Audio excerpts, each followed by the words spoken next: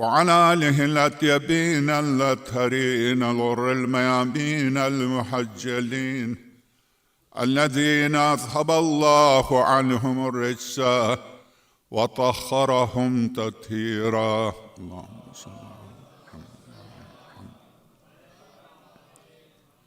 واللعنة الدائمة على أعدائهم أجمعين من أول يوم ظلمهم إلى لقاء يوم الدين. وبعد، فقد قال الحكيم في محكم كتابه العظيم ومبرم خطابه الكريم قوله الحق وهو أصدق القائلين: بسم الله الرحمن الرحيم.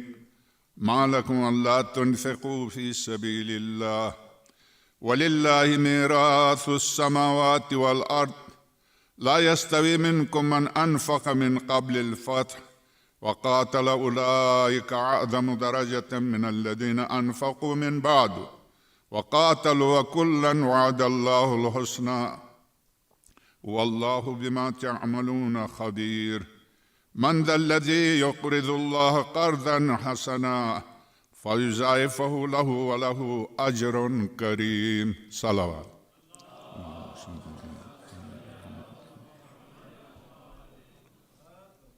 سورہ مبارکہ واقعہ آیت 8، 9، 10 اور 11۔ هو الذی ينزل على عبده آیات بینات، وہ وہی خدا ہے جس نے واضح آیتیں اپنے بندے پر نازل کی۔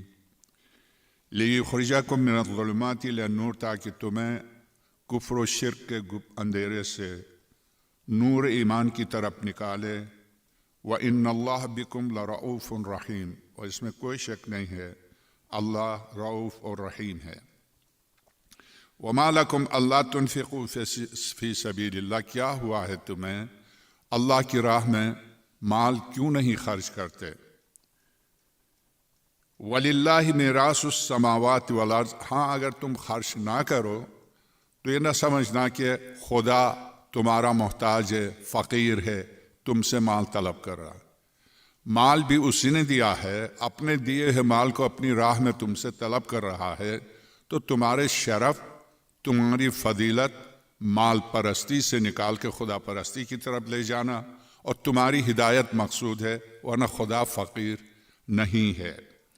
ما لکم الا تنفقوا فی سبیل اللہ وللہ میراث السماوات والارض لا یستوی منکم من انفق من قبل الفتح۔ مسلمانوں، تم میں وہ برابر نہیں ہیں جو فتح مکہ سے پہلے جنہوں نے انفاق کیا وہ، اور جو فتح مکہ کے بعد جنہوں نے انفاق کیا وہ، یہ دونوں برابر نہیں، یہ بالکل بھی برابر نہیں ہیں۔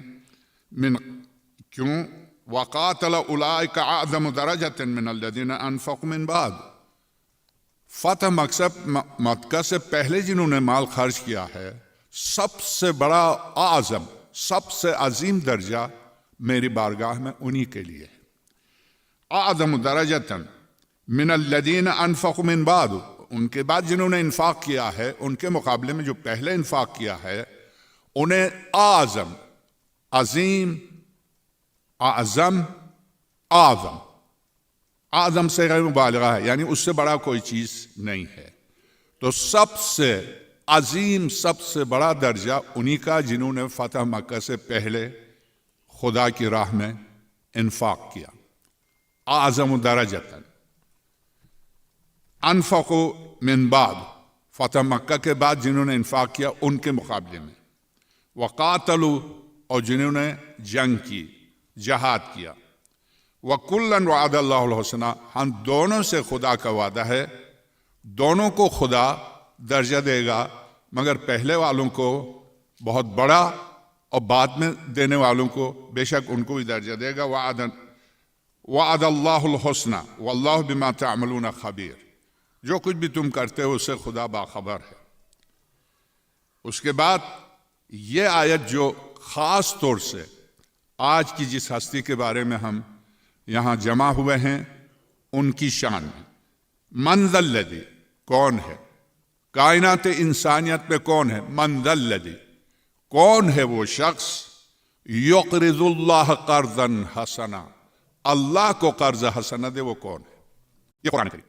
یقرض اللہ قرضا حسنا، اللہ کو قرض حسنہ دے کون ہے؟ میری مخلوقات میں، میری اس کائنات میں نے جو کچھ دیا ان میں سے مجھے واپس قرض حسنہ دے. قرض کی دو قسمیں، ایک تو قرض ہے قرض حسنہ. قرض اس میں مدت معین ہے، اتنی مدت کے لیے اتنے پیسے قرض دیے ہیں، اتنی مدت میں واپس کرنا. قرض حسنہ جس میں مدت کی تعین نہیں ہے، یعنی جب بھی تمہارے پاس ممکن ہو تو واپس کرنا، اس کو کہتے ہیں قرض حسنہ. ارشاد ہوتا ہے مجھے قرض حسنہ دینے والا کائنات میں کون ہے؟ من ذا الذی یقرض اللہ قرضا حسنا فیضاعفہ. خدا جب واپس دے گا تو کتنا اضافہ کر کے، اس میں اضافہ کر کے دیکھا، فیضاعفہ لہ ولہ اجر کریم، اور اس اضافے کے علاوہ آخرت میں جو ہم دیں گے وہ اجر کریم ہے. یہ آیت جو کہتی ہے کہ خدا کو قرض دینے والا، قرض حسنہ خدا کو دینے والا کون ہے؟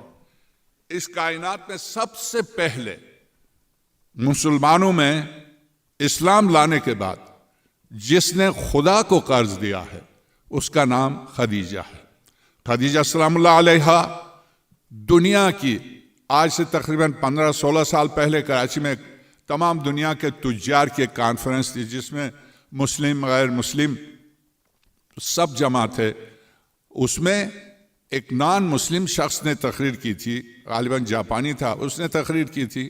اس میں تقریر میں کہا تھا ہم نے تو تجارت مسلمانوں تم سے سیکھی ہے، اور تمہاری سب سے پہلی عظیم تاجر خاتون خدیجہ سے ہم نے تجارت سیکھی ہے. جاپانی تھا غالباً.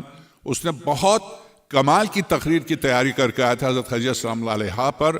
یعنی ظاہر وہ تجارت پیشہ شخص تھا، اس کا اسلام سے بھی کوئی واسطہ نہیں تھا. تو حضرت خدیجہ سلام اللہ علیہا تجارت کے اعتبار سے، مال کے اعتبار سے ملیکۃ العرب لقب تھا. ملیکۃ العرب، تاریخ عرب اٹھا کے دیکھیے گا، کسی کو یہ لقب نہیں ملا ہے سوائے حضرت خدیجہ سلام اللہ علیہا کے.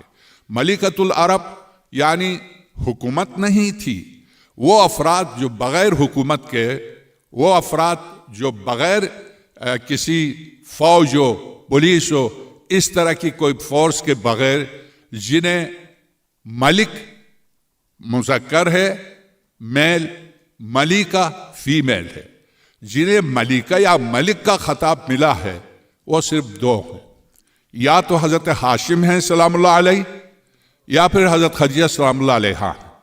ان دو کو یہ لقب دنیا عرب میں ملیکۃ العرب حضرت خدیجہ سلام اللہ علیہا. مال، انسان کے پاس مال آتا ہے تو وہ انسان مال کی وجہ سے، مال کی کثرت کی وجہ سے، خدا شناسی سے، رسول شناسی سے. کل نے پرسوں غالباً گفتگو میں نے عرض کیا کہ کسی نے آ کے سرور کائنات سے درخواست کی میری دعا کیجئے خدا مجھے اتنی دولت دے کہ بس میں اسلام کی بھی آپ کی مدد کروں. سرور کائنات نے فرمایا ایسا نہیں ہے، تمہارے پاس جب دولت آئے گی تو ایسا نہ ہو کہ تم اسلام ہی سے دور ہو جاؤ. نہیں یا رسول اللہ، ایسا بالکل بھی نہیں ہوگا. اور بالکل ہاتھ دھو کے پیچھے جب آئے یا رسول اللہ میری دعا کیجئے، یا رسول اللہ میری دعا کیجئے. سرور کائنات نے دعا کی، دولت مند ہوا کیا؟ اس کے بعد صرف جمعے کی پنجگانہ نماز میں نہیں آ سکا، پھر جمعے کی نماز بھی نہیں آ سکا، پھر مہینے میں ایک دفعہ آیا، اس کے بعد مہینے عید کے عید بھی نہیں آ سکا. جب نہیں آیا اور سال میں ایک دفعہ آیا تو سرور کائنات نے پوچھا تم کہاں ہو؟ یا رسول اللہ بس وہ مال کی وجہ سے بہت، میں نے نہیں کہا تھا تم سے مال تمہیں مجھ سے بھی دور کر دے گا، مال تمہیں خدا سے بھی دور کر دے گا، تم نے مجھ سے کیا کہا تھا اور اب تم کہاں ہو؟ مال کیا کرتا ہے انسان کو؟ یعنی بہت ہی خدا پرست، بہت ہی نیک انسان، مشکل ہے کہ مال و دولت آنے کے بعد راہ مستقیم پر ڈٹ جائے اور راہ مستقیم پر رہے، اور خاص طور سے مال کو راہ خدا میں دے، اپنی خواہشات کی تکمیل کے لیے نہیں، یعنی بلڈنگ کے لیے، کوٹھی کے لیے، گاڑی کے لیے، خدا کے لیے دے. یہ یعنی اگر کائنات میں سب سے پہلے کسی شخصیت کو تلاش کریں گے تو حضرت خدیجہ سلام اللہ علیہا ہیں. یہ اس وقت کا واقعہ ہے جب ظاہر شرک و کفر و ضلالت و گمراہی کا دور ہے. وہاں نہ توحید، نہ خدا شناسی، اس دور میں اسلام سے پہلے حضرت خدیجہ سلام اللہ علیہا کا ایک بیت الیتامہ تھا، یتیموں کے لیے ایک گھر تھا، جس میں سورہ واقعہ تکویر کی اس آیت کے مطابق اذا الموءودۃ سئلت بأی ذنب قتلت، ان بچیوں سے سوال کیا جائے گا تمہیں کس جرم و خطا میں قتل کیا، کیا کرتے تھے؟ یہ آیت سری سورہ تکویر کی آیت، کیا کرتے تھے؟ بچی پیدا ہوتی تھی تو لوگوں کو پتہ ہونے سے پہلے لے جا کے زندہ دفناتے تھے، موعودہ کے معنی زندہ دفنائے جانا۔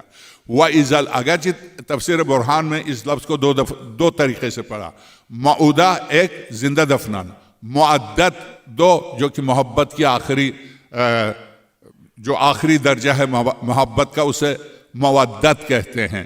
قُلْ لَا أَسْأَلُكُمْ عَلَيْهِ أَجْرًا إِلَّا الْمَوَدَّةَ فِي الْقُرْبَى، یہاں بعض نے مودت پڑھا ہے اس لفظ کو، جیسے تفسیر البرہان، بعض نے موعودہ پڑھا ہے۔ موعودہ چونکہ قرآن کریم میں موعودہ ہے، اس لیے معصوم نے فرمایا یہ قرآن جس طرح سے ہے اسی طرح سے پڑھ لو، اگر جس نے اس میں غلطی کی ہے تو قیامت کے دن وہ پکڑا جائے گا کہ اس نے قرآن میں یہ سب کچھ کیوں کیا، مگر جیسے ہے ویسے ہی پڑھو۔ تو اسی طرح سے بہت سی آیات ایسی ہیں جن میں بہت سو کو اعتراض ہے، آیے وضو ہے، آیے تیمم ہے، آیے غسل ہے، ان آیات میں بہت کچھ اختلاف ہے، مگر تلاوت اسی طرح سے کرنی ہے جیسے آیے مسح ہے، وَامْسَحُوا بِرُؤُوسِكُمْ وَأَرْجُلَكُمْ، ارجل پر فتح ہے، زبر ہے، جبکہ ایسا نہیں ہونا چاہیے، گرامر کے لحاظ سے وَامْسَحُوا بِرُؤُوسِكُمْ وَأَرْجُلِكُمْ ہونا چاہیے، زیر ہونا چاہیے، مگر چونکہ جس نے اس کو بالکل اس حکم الہی کو بدل دیا ہے، اس نے زبر پڑھ کے اگلے جملے کو اس کے ملے ہوئے جملے سے عطف کرنے کے بجائے اس سے پچھلے جملے پر فاغسلوا پر عطف کیا۔ کیا مطلب؟ یعنی فاغسلوا وجوہکم، اپنے چہروں کو دھو لو، وَأَيْدِيَكُمْ إِلَى الْمَرَافِقِ، اور ہاتھوں کو کوہنیوں تک دھو لو، وَامْسَحُوا بِرُؤُوسِكُمْ، یہ آئے وضو، سروں پر مسح کرو، وَبِأَرْجُلِكُمْ ہے مکتبہ اہل البیت کے مطابق، مگر اس وقت قرآن میں کیا وَأَرْجُلَكُمْ ہے، ارجل پر زبر ہے۔ کیا مطلب؟ زبر ہونے سے مسح کے حکم نہیں آتا، دھونے کے حکم آتا ہے، اسی لیے دھو لیتے ہیں۔ زیر ہونے کی زیر دیں گے تو مسح کے حکم آئے گا، مسح کرتے ہیں، ہم مسح کرتے ہیں، مگر قرآن کی آیت اسی طرح سے پڑھیں گے جس طرح سے انہوں نے تحریف کی ہے، اس لیے کہ خرابوں انسان اگر اس کو غلط پڑھتے جائیں گے تو جس نے یہ غلط کیا، قرآن کے ساتھ زیادتی کی، ہر ایک کا غلط پڑھنا اس کی گردن پر ہے۔ اس بنا پر جیسے ہے ویسے پڑھنا۔ تو میں آپ سے عرض کروں کہ یہاں قرآن کریم نے انفاق کے سلسلے میں جو ارشاد فرمایا، وَمَا لَكُمْ لَا تُنْفِقُونَ فِي سَبِيلِ اللَّهِ، کیا ہوا مسلمان تم کیوں نہیں اللہ کی راہ میں انفاق کیوں نہیں کرتے، راہ خدا میں دیتے کیوں نہیں مال کو؟ وَلِلَّهِ مِيرَاثُ السَّمَاوَاتِ وَالْأَرْضِ، خدا فقیر نہیں ہے جو تم سے طلب کرتا، خدا چاہتا تم مال پرست نہ ہو، مادیت پرست نہ ہو، خدا پرست ہو۔ تو اس بنا پر لا يستوي منكم من انفق من قبل الفتح، کیا کرتے ہیں؟ یہ تو واضح طور پر قرآن کریم نے کمال ہے، واقعاً قرآن کریم کا کمال دیکھیے، فلاں غنی ہے، فلاں نے اتنا دیا، فلاں نے اتنا دیا، تھوڑی دیر کے لیے مان جائیے، کب دیا؟ مکے میں تو یہ مسلمان بھی نہیں تھے، کہاں دیا؟ مکے میں نہیں، کہاں دیا؟ مدینے میں دیا۔ یعنی اگر ہم مان جائیں مدینے میں دیا، قرآن کہتا ہے وہ برابر نہیں ہے، جنہوں نے مکے میں دیا ہے وہ اور مدینے میں دیا وہ برابر نہیں ہے۔ مکے میں پیغمبر خدا تنہا تھے اس وقت، جنہوں نے مدد کی وہ مدینے میں مدد کرنے والے 10,000 کے مقابلے میں مکے کا ایک برابر ہے۔ تو مکے والوں نے مکے میں جو فتح، مکے سے پہلے جو مدد کی ہے پیغمبر خدا کی، وہ برابر۔ من انفق من قبل الفتح وقاتل اولئک اعظم درجۃ، سب سے بڑا درجہ ان کے لیے ہے من الذین انفقوا من بعد، جنہوں نے انفاق کیا اس کے بعد، وقاتلوا، اور اس کے بعد جہاد کیا، وکلا وعد اللہ الحسنی، ہاں دے گا دونوں کو نیکی دونوں کو دے گا، مگر اعظم درجہ، سب سے بڑا درجہ کس کو دے گا؟ جنہوں نے مکے میں انفاق کیا۔ اب آپ بتائیے، مکے میں تلاش کیجئے تاریخ اسلام، نکالیے خدیجہ کے علاوہ کس نے انفاق کیا؟ کس نے انفاق کیا مکے میں حضرت خدیجہ سلام اللہ علیہا کے علاوہ؟ ایک کو پکڑ کے لائیے کہ اس نے انفاق کیا، کس نے؟ تو یہاں پر یہ آیت پوری طرح کھل کر حضرت خدیجہ سلام اللہ علیہا کے بارے میں ارشاد فرماتا ہے قرآن کریم، لا یستوی منکم، کہ تم برابر نہیں ہو سکتے، یعنی مسلمان سب مل کے بھی خدیجہ کے برابر نہیں ہو سکتے، نہیں ہو سکتے، اس لیے کہ پیغمبر خدا کی تنہائی میں، اسلام کی غربت میں، جس نے اپنا مال سب کچھ سرور کائنات کی بارگاہ میں پیش کیا، اپنی جان وہ ملیکۃ العرب کہلوانے والی اب یتیم عبداللہ سے شادی کی ہے اور پورا مکہ سوشل بائیکاٹ کیے ہوئے تنہا چھوڑا ہوا حضرت خدیجہ، کل تک جس کے ٹکڑوں پر پلنے والی قوم آج ان کو تنہا چھوڑا سرور کائنات سے شادی کی بنیاد پر، اپنا مال سرور کائنات پر انفاق کرنے کی وجہ سے۔ اور قرآن کریم نے کیا کہا؟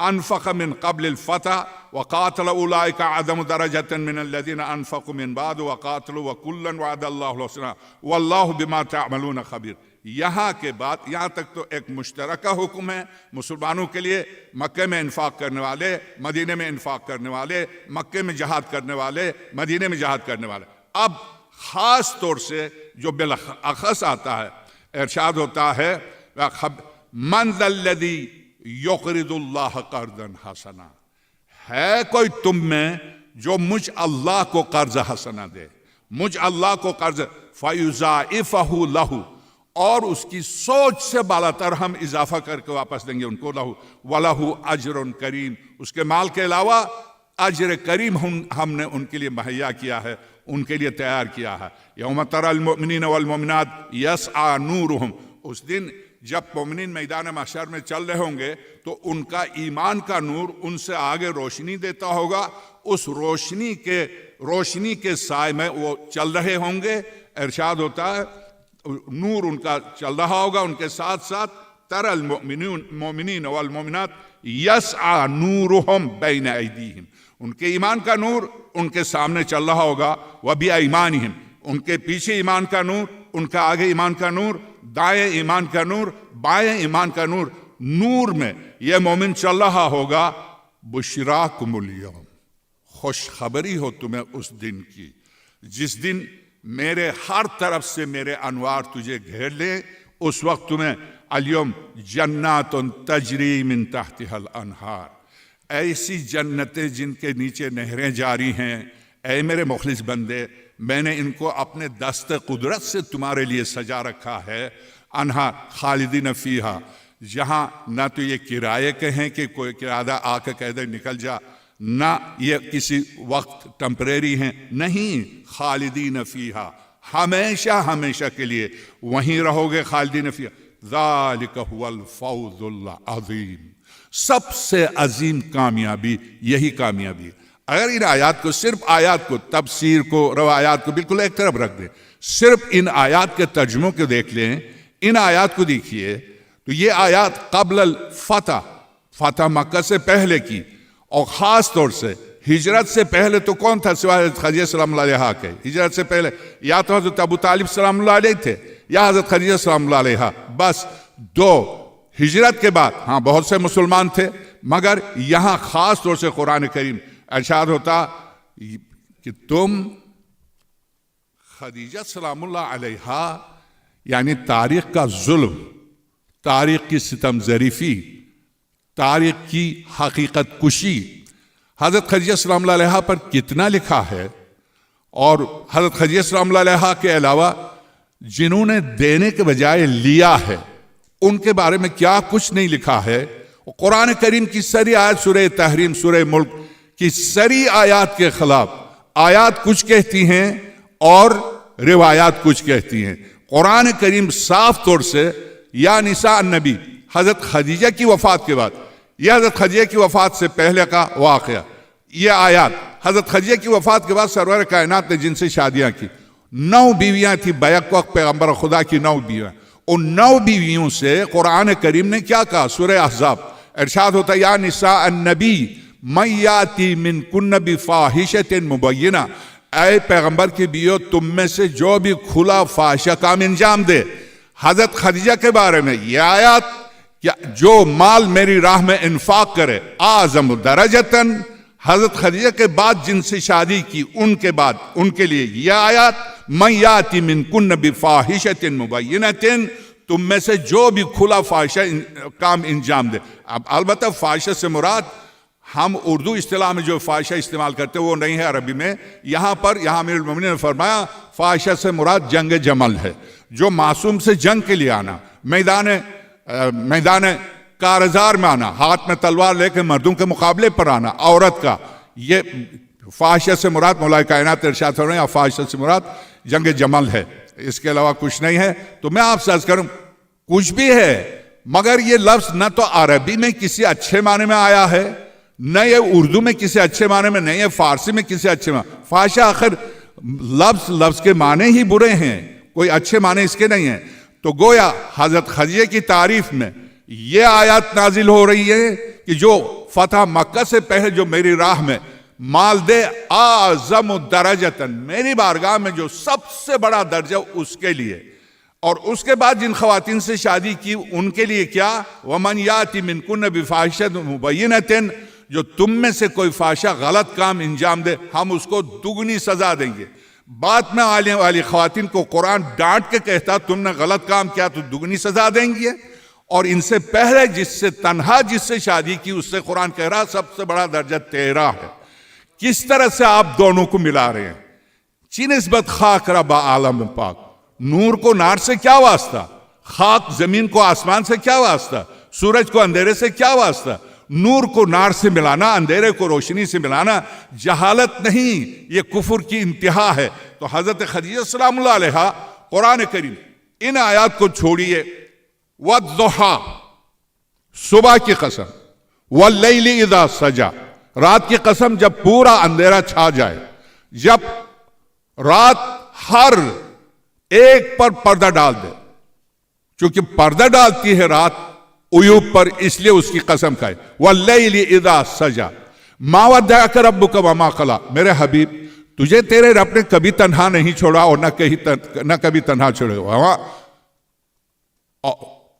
رب وما اگلی جو آیات ہیں سورہ ضحیٰ کی، وَالضُّحَىٰ وَاللَّيْلِ اِذَا سَجَا مَا وَدَّعَكَ رَبُّكَ وَمَا قَلَىٰ وَلَلْآخِرَةُ خَيْرٌ لَكَ مِنَ الْأُولَىٰ وَلَسَوْفَ يُعْطِيكَ رَبُّكَ فَتَرْضَىٰ. میرے حبیب ان قریب اتنا دے گا. میں اس پر کتنی بار تکرار کروں کم ہے، چونکہ یہ لفظ وَلَسَوْفَ يُعْطِيكَ رَبُّكَ فَتَرْضَىٰ اتنا عطا کر دے کہ آپ راضی ہو جائیں گے. فَتَرْضَىٰ آپ راضی ہو جائیں گے. آپ بتائیے خداوند عالم نے یہ وعدہ کیا اتنا دے گا کہ آپ راضی ہو جائیں گے. کون سی زمین چھوڑ کے گئے خاتم الانبیاء؟ کون سے باغات چھوڑ کے گئے؟ کون سی بلڈنگیں چھوڑ کے گئے؟ کون سا مال و دولت چھوڑ کے گئے؟ کیا چھوڑ کے گئے؟ وَلَسَوْفَ يُعْطِيكَ رَبُّكَ فَتَرْضَىٰ 12 بیٹے دیے. یعقوب کو نہیں کہا کہ وَلَسَوْفَ يُعْطِيكَ رَبُّكَ فَتَرْضَىٰ، یعقوب 12 بیٹے دیے ہیں بس اب تو راضی ہو. خاتم الانبیاء کو ایک بیٹی دی اور کہا وَلَسَوْفَ يُعْطِيكَ رَبُّكَ فَتَرْضَىٰ، جو بارگاہ الہی میں ہو ہم تمہیں عطا کر دیں گے تاکہ تو راضی ہو. اس کا مطلب بارگاہ الہی میں جو کچھ تھا اس کا نام فاطمہ، اس کا نام فاطمہ. اس لیے اللہم صلی علی محمد. وَلَسَوْفَ ناصر میری مجلس سے گفتگو نہیں، ورنہ باہر جا کے بات کریں. میں مجلس پڑھ رہا ہوں، ایک باہر صلوات بھیجئے. وَلَسَوْفَ يُعْطِيكَ رَبُّكَ فَتَرْضَىٰ، ان قریب خدا سب کچھ دے گا آپ راضی ہو.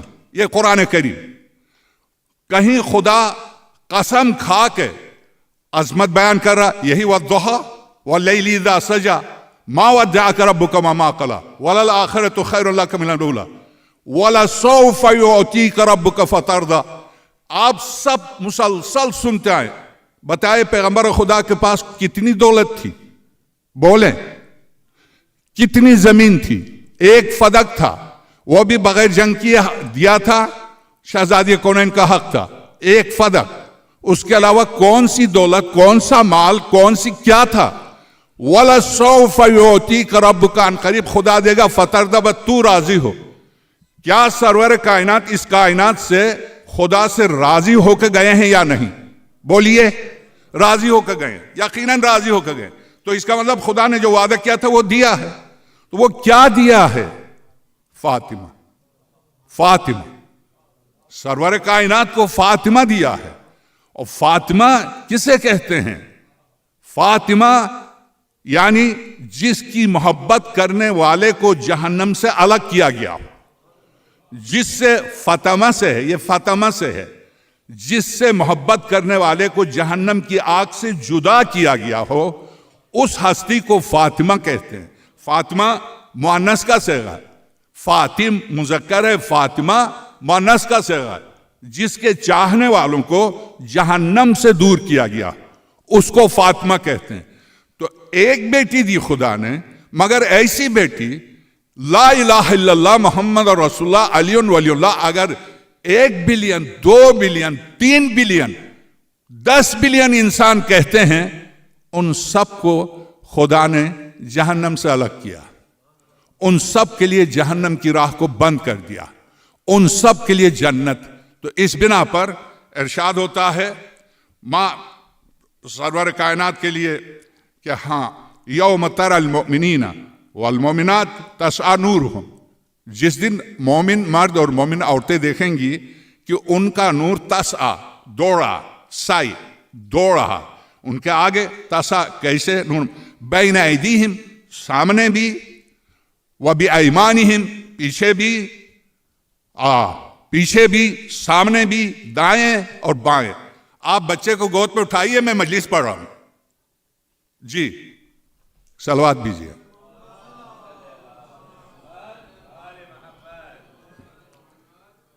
بشراکم اليوم، آج تمہیں خوشخبری ہو، جنات تجری من تحتها الانہار خالدین فیہا، جس جنت میں ہمیشہ کے لیے رہیں گے.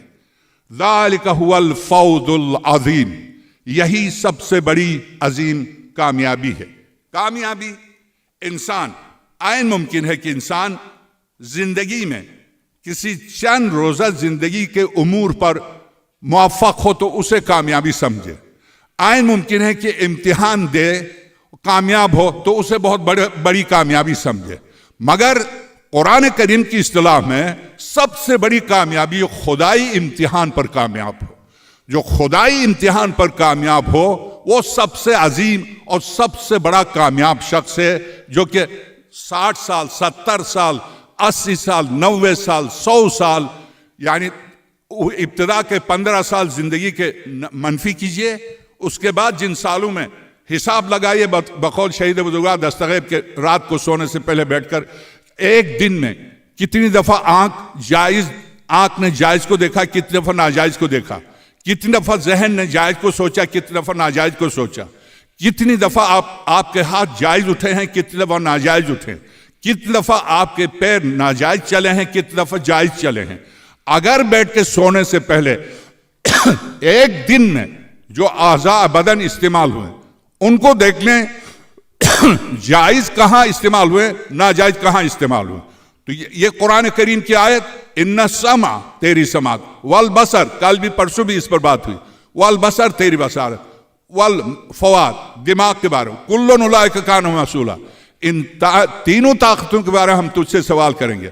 تو انسان کامیاب کب ہے؟ کامیاب اس وقت ہے جب اس سے سوال کیا جائے تو اس کے پاس دلیل کے ساتھ جواب ہو. دلیل کے ساتھ جواب. یہ قرآن کریم جنات تجری من تحتها الانہار، اسی شخص کے لیے وہ جنتیں ہیں جن کے نیچے نہریں جاری ہیں، خالدین فیہا، جہاں ہمیشہ رہیں گے. ایسا نہیں کہ چند دن کے لیے رکھا اس کے بعد وہاں سے نکالا، بالکل بھی نہیں.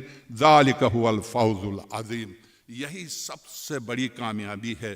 میں آپ سے عرض کروں، یہ جنت، یہ جو جن آیات میں جنت کا ذکر آیا ہے، کن کے لیے؟ جو اللہ کی راہ میں انفاق کرے، جو اللہ کی راہ میں جہاد کرے، جو اللہ کی راہ میں. آج یہ دین اسلام، اس کے احکام قیامت تک کے لیے، ہر دور کے لیے، ہر شخص کے لیے دروازہ کھلا ہوا ہے.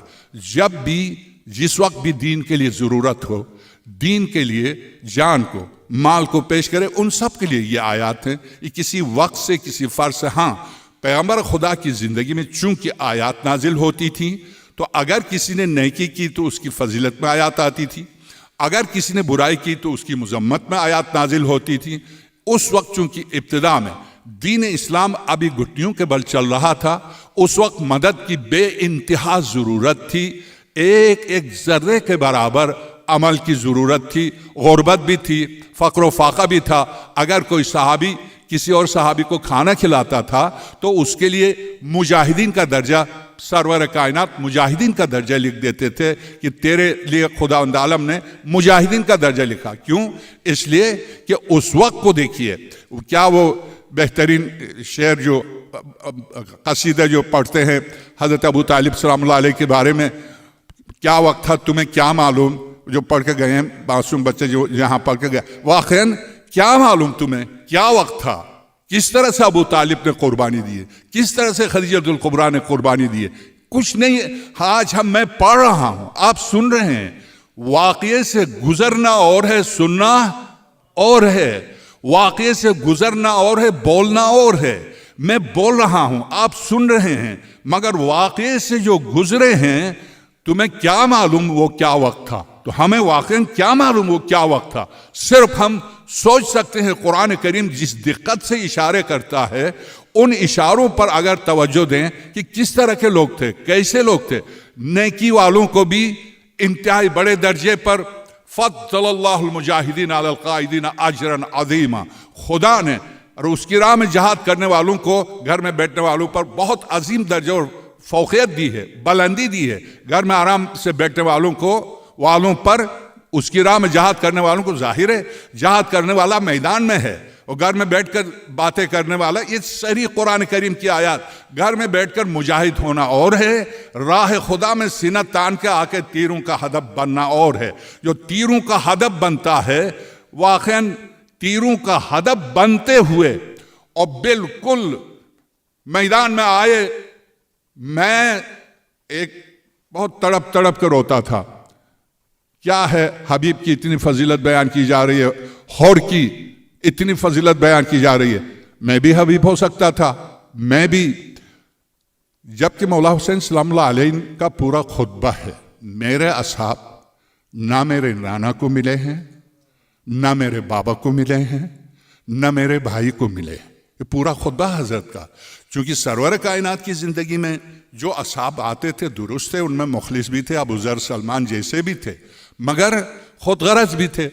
قرآن کریم صریح قرآن کی آیات کو آپ نہیں جھٹلا سکتے. تاریخ کو یا روایات کو آپ ایک مکتب کے اوپر ڈال دیں، مگر قرآن کو کیا کریں گے آپ؟ قرآن کو کہاں لے کے جائیں گے؟ منافقین بھائی جو صریح طور پر گفتگو کی، اور پیغمبر خدا سے جو قرآن کہتا ہے اے میرے حبیب، آپ کو نہیں پتہ ہے جو آپ کے سامنے کتنے منافقین ہیں، آپ کو اندازہ نہیں ان کے اندر کہ یہ پیغمبر سے خطاب قرآن کر رہا ہے، آپ کو نہیں اندازہ ان کے اندر کتنا نفاق ہے.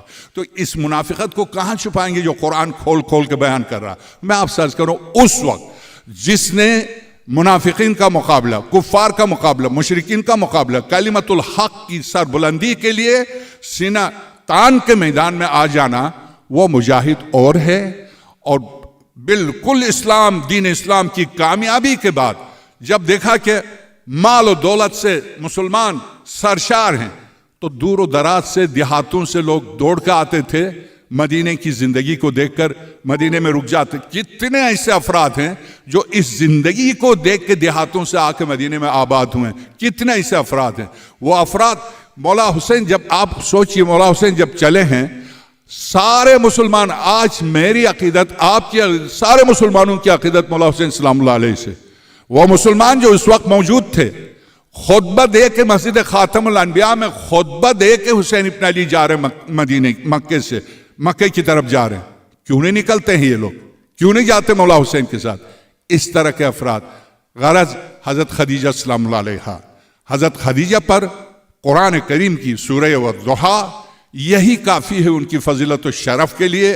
دوسری بیویوں کی سورہ احزاب میں یہ کہہ کے مذمت کر دے، یا نساء النبی، اے پیغمبر کی، یہ صاحب کہہ کے، یا نساء النبی، اے پیغمبر کی بیویوں، من یاتی منکن بفاحشۃ مبینۃ، سورہ احزاب، تم میں سے جو بھی فاحشہ کام انجام دے ہم ان کو دگنی سزا دیں گے.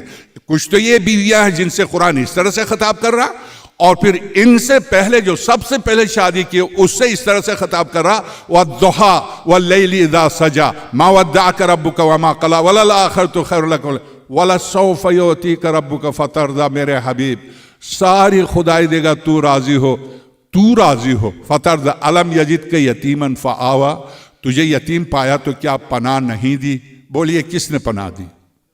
ابو طالب نے. یہ آیت کتنا ابو طالب کی شان میں کس قدر تم چھپاؤ گے تو اس آیت کو کہاں لے کے جاؤ گے؟ اس آیت میں حضرت ابو طالب کی فضیلت کی انتہا ہے. کیا؟ علم یجد کا یتیمن فآوا، میرے حبیب جب تجھ پر میرا احسان کم ہے، جب تو یتیم تھا تو میں نے پناہ دی.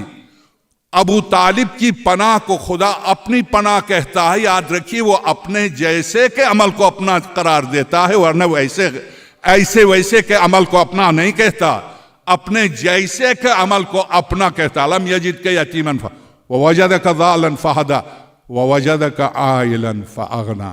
میرے حبیب میرا آخری احسان جب آپ غریب تھے، فقیر تھے، مال نہیں تھا، دولت نہیں تھی، اغنا، آپ کو غنی کر دیا، آپ کو غنی کر دیا.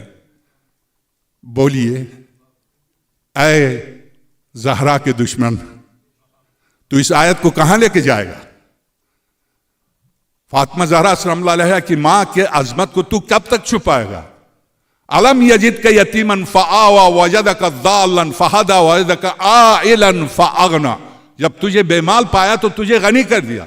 یعنی خدیجہ اس کا نام ہے جو یاسین والقرآن الحکیم کو غنی کر دے. خدیجہ اس کا نام ہے جو سرور کائنات، جو کائنات کل کو ما ارسلناک الا رحمت العالمین کو غنی کر دے. جو کائنات پہ رحمت خدا تقسیم کرنے آیا ہے، اس رحمت تقسیم کرنے والے کو جو غنی کر دے اس کا نام خدیجہ، اس ہستی کا نام خدیجہ ہے. عجب ہے جب سرور کائنات دو شخصیات پر آپ نے دیکھا 1,24,000 انبیاء کی. درست ہے کہ حضرت حابیل کی شہادت پر قابل کے ہاتھ سے جب حضرت حابیل قتل ہوئے تو حضرت آدم طویل عرصے تک روتے رہے، مگر سال کا نام عام الحزن نہیں رکھا.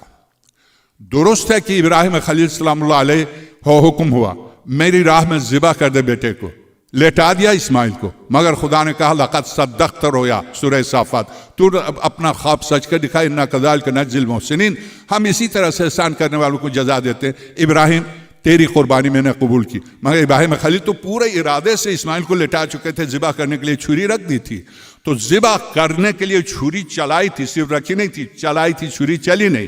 غصے میں آ کے چھری کو پھینک دیا، چھری جا کے پتھر میں گھسی تو خلیل خدا نے کہا عجب تو پتھر میں گھستی ہے، اسماعیل کے گلے پر چلا اور تو نہیں چل رہی ہے.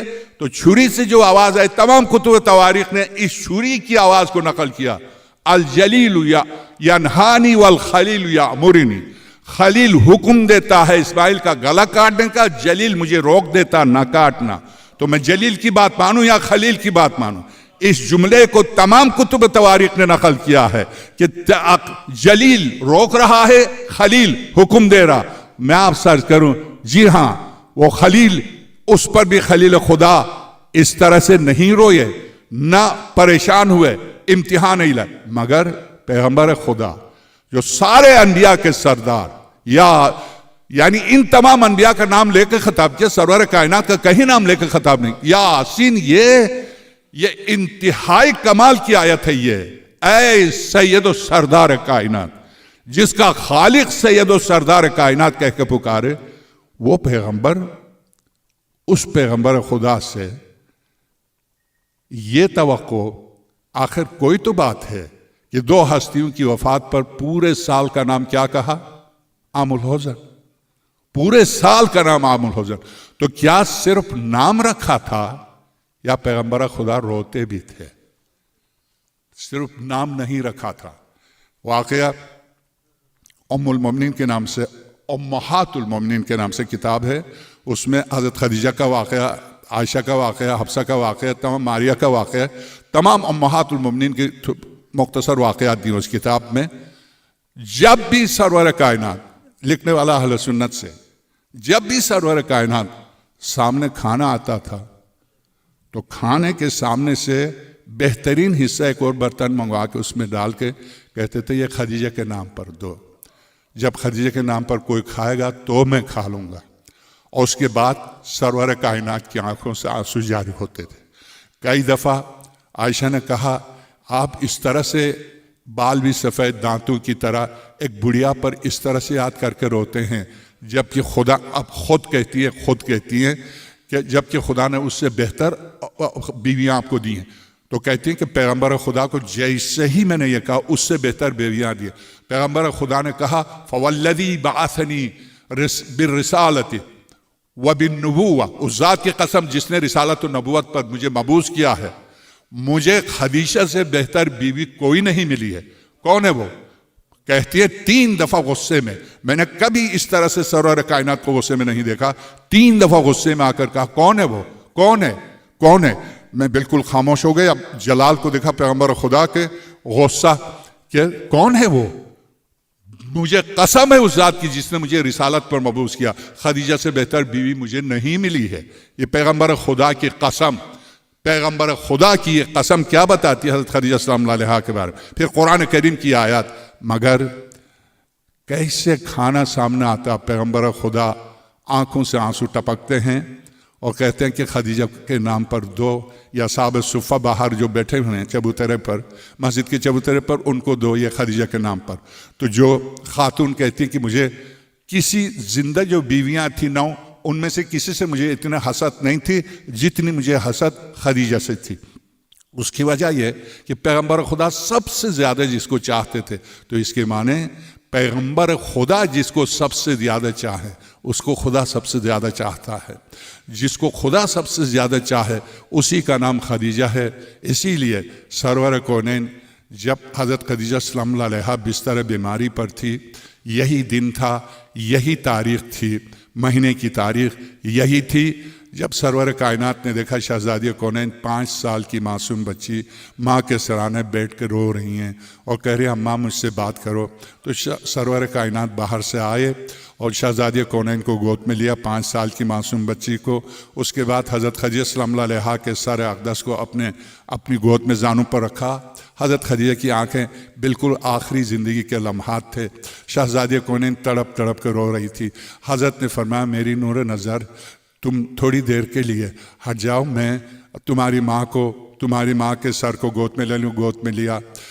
اب 2 جملے جو حضرت خدیجہ نے کہیں جن پر سرور کائنات کا چہرہ اقدس حضرت خدیجہ پر گر گیا ہے. حضرت خدیجہ نے کہا اے حبیب خدا، اگر مجھ سے کوئی کمی ہوئی ہے تو مجھے معاف کیجیے گا، مجھ سے کوئی تنگی ہوئی ہے تو مجھے معاف کیجیے گا. خدیجہ میں یتیم تھا، میں اکیلا تھا، مجھے تو نے اپنی تنہائی کا احساس نہیں ہونے دیا، نہ میرے مال میں کمی کا احساس ہونے دیا، نہ میری یتیمی کا احساس ہونے دیا. خدا تمہیں جزائے خیر دے. تمہیں کیا چاہیے خدیجہ؟ میں زندگی میں تمہیں کچھ نہیں دے سکا، تمہیں کیا چاہیے؟ حضرت خدیجہ کہتی ہے اے رسول خدا، جس کرتے میں نماز شب پڑھتے تھے بس اس کرتے کو مجھے کفن کے طور پر دیجیے گا اور مجھے کچھ نہیں چاہیے.